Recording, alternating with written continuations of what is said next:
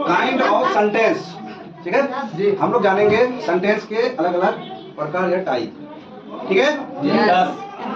तो पहला में आता है डिक्लेरेटिव केस, ठीक है, डिक्लेरेटिव में आता है।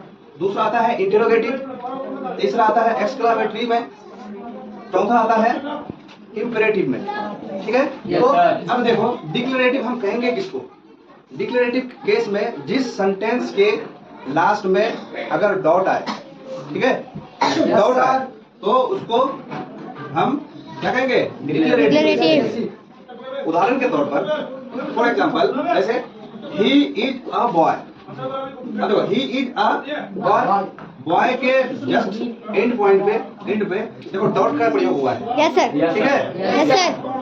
डॉट का प्रयोग हुआ है। Yes sir. तो ये ही इज अ बॉय, ये कौन सा सेंटेंस हो गया? डिक्लेरेटिव।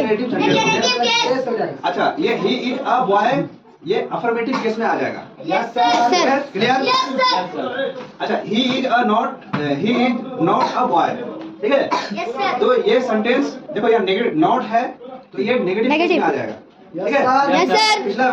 मैं पिछला इसमें क्लास में बताया था कि अफर्मेटिव और नेगेटिव केस सबको बता दिया था, ठीक है। Yes sir. Yes sir. ये पूरा हो गया।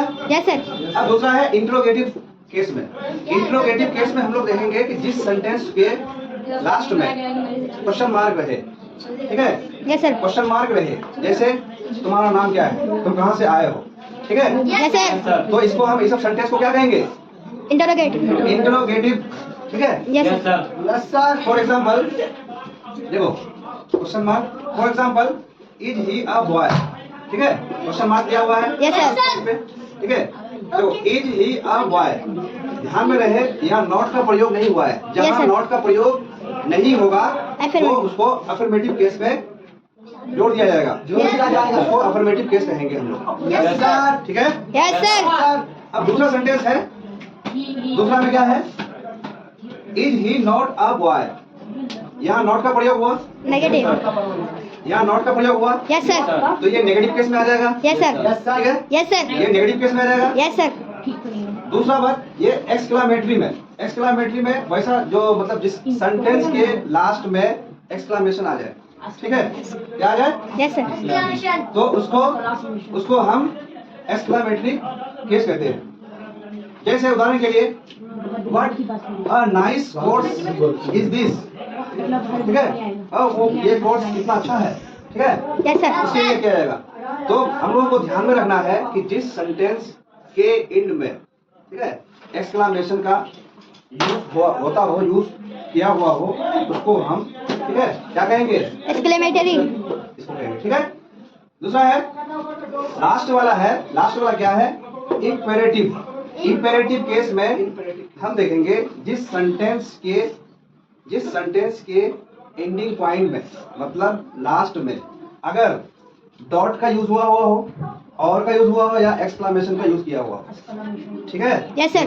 तो इसको हम इंपेरेटिव केस में ले लेंगे, ठीक है। Yes sir. केस में ले लेंगे। उदाहरण के लिए गिव मी, ठीक है, गिव मी, ठीक है। Yes sir. ये गिव मी देखो इसमें नॉट का यूज नहीं हुआ है। Yes sir. अगर नॉट का यूज नहीं हुआ हो तो उसको अफर्मेटिव केस में हम लेंगे। अगर जिसमें नॉट का प्रयोग हुआ हो उसको हम नेगेटिव केस, नेगेटिव केस में लेंगे। Yes sir. Yes sir. जैसे डू नॉट गिव मी मुझे दो, ये बोला डू नॉट गिव मी मुझे मत दो। मुझे मत दो, ठीक है। Yes sir. जैसे give me water, give me pen, give me books, ठीक है जी। ये इस सब केस में आ जाएगा। Yes sir. Clear? Yes sir. इसमें कोई दिक्कत? No sir. समझने में परेशानी? जिसको समझने में परेशानी अगर है तो फिर ये है